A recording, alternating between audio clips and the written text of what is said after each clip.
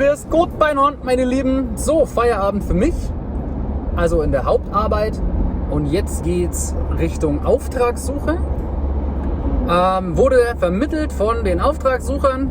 Webseite verlinke ich euch gerne mal. Vom lieben Andreas. Andreas, an der Stelle ganz liebe Grüße. Und zwar gesuchte Objekte der Begierde sind 2 kleinere Goldbarren. Und die hat jemand im Garten vergraben. Und die Stelle wird jetzt gesucht, weil man nicht weiß, wo das genau vergraben worden ist. Das könnte ein bisschen tricky werden. Ob ich da filmen darf, kann ich euch noch nicht versprechen. Deswegen tease ich es jetzt mal vorweg an. Vielleicht mache ich ein paar Fotos, mal gucken. Je nachdem, ob der Besitzer das möchte oder nicht. Und ob ich es gefunden habe, berichte ich euch dann. Ja? Drückt mir die Daumen und dann gucken wir mal. Sehr schön. Ja, natürlich die coole Seite, die andere Seite des Hobbys Schatzsuchen. Ne? So vergrabene Familienschätze finden, die Leute glücklich machen, nett Finderlohn noch bekommen. Ja, euch stehen ja gesetzlich 5% zu. Ansonsten könnt ihr das natürlich immer mit dem jeweiligen Auftraggeber unter euch ausmachen. Falls ich heute nichts finden werde, haben wir vorweg ausgemacht zum Beispiel, dass zumindest die Spritkosten abgedeckt sind. Ja, das ist jetzt nicht weit, es ist eine halbe Stunde Fahrtweg für mich. Und dann Däumchen drücken, ich hoffe zu quaken. Wir sehen uns im Garten der Begierde. Nee, im Garten der Goldbarren. So, jetzt haben wir es.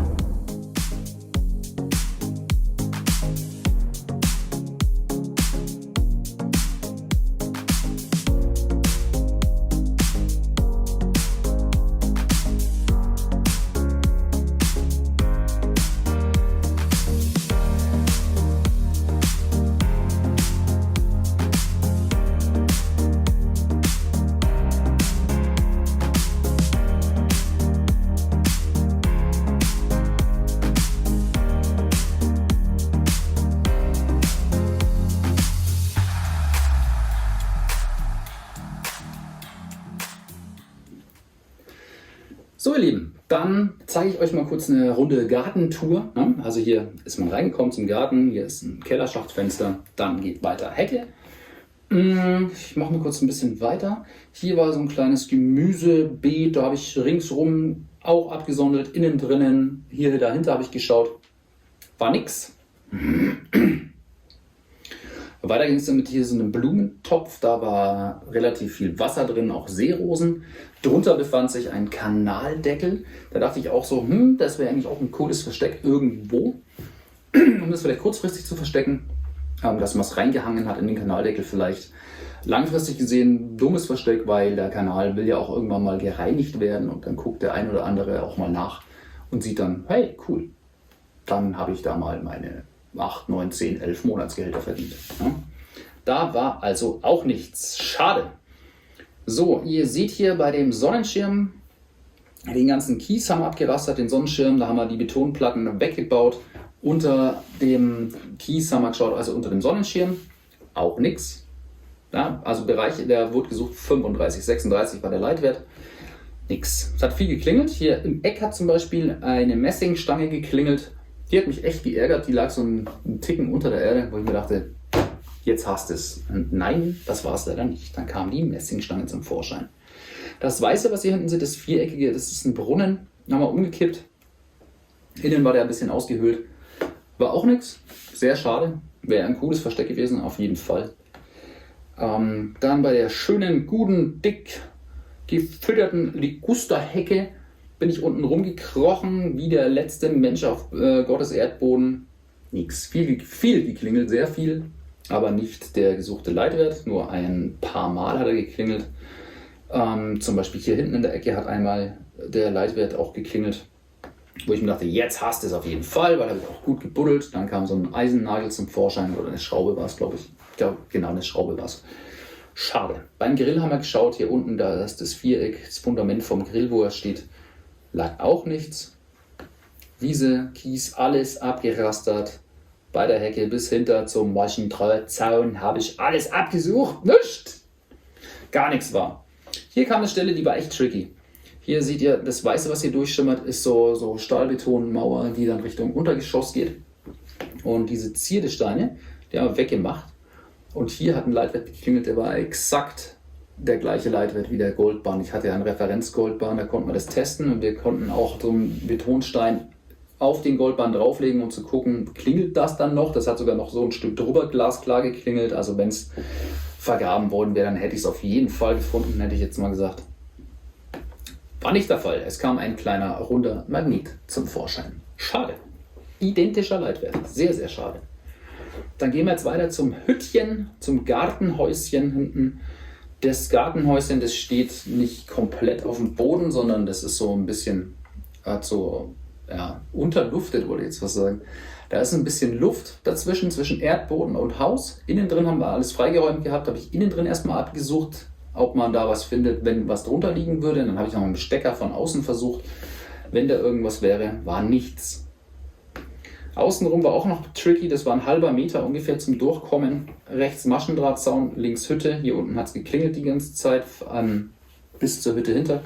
Der Zaun hat auch geklingelt. Irgendwann habe ich dann am Schluss, die letzte halbe Stunde, alles wegdiskriminiert und nur noch den Leitwert angepeilt, der gesucht war. Nix. Da waren auch so Betonsteine angehoben, drunter geschaut, nix. Am Dachbalken habe ich geschaut bei dem Häuschen. Hier links daneben ist es gleich der Nachbar. Hier sieht das ist schon ziemlich eng gewesen. Also wenn, dann hätte man das da vergraben können, wohl oder übel. War nicht der Fall. Jetzt kommt noch eine Stelle, die fand ich persönlich auch noch recht interessant. Das hier ist das Untergeschoss.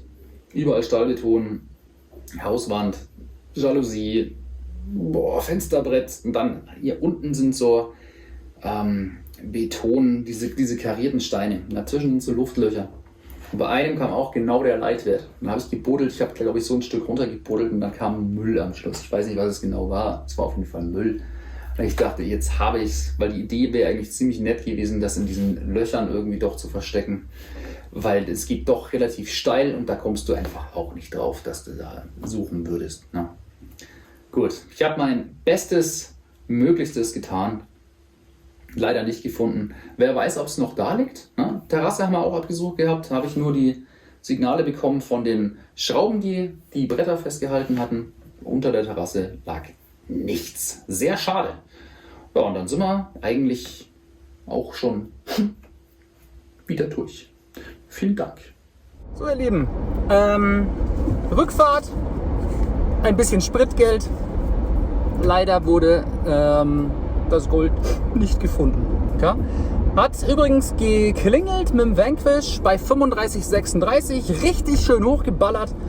Wir sind jetzt zum Entschluss gekommen, weil ich war in jeder Ecke, ich habe jeden Quadratzentimeter von diesem Garten abgegrast, dass es entweder tiefer liegt oder es wurde wohl doch schon ausgegraben, weil derjenige schon im Freundeskreis gesagt hatte, er hat was im Garten vergraben. Ja?